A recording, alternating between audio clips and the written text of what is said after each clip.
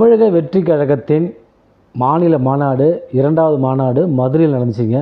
இந்த மாநாட்டில் பேசின தளபதி விஜய் அவர்கள், எம்ஜிஆரும் புரட்சி கலைஞரும் ஒரே குணம் கொண்டவங்க, என்னுடைய அண்ணன் புரட்சி கலைஞர் கேப்டன் விஜயகாந்த் அப்படின்னு ஆவேசமாக பேசியிருக்காரு. அவரோட நான் பழகியிருக்கேன் அப்படின்னு பேசியிருக்காருங்க. நான் தளபதிட்டு கேட்குறதெல்லாம் ஒரே ஒரு கேள்வி தான்.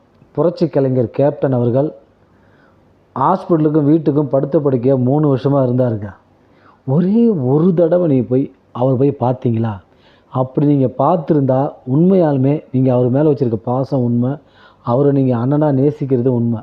ஆனால் நீங்கள் ஒரு தடவை கூட போய் கேப்டனை பார்க்கவே இல்லை.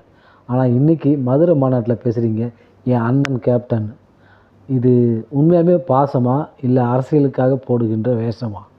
நானும் கேப்டன் கூட பழகியிருக்கேன். அவர் போட்ட சாப்பாட்டை நான் சாப்பிட்ருக்கேன். இன்றைக்கும் என்னுடைய தலைவன் என்னுடைய அண்ணன் கேப்டன் தான்.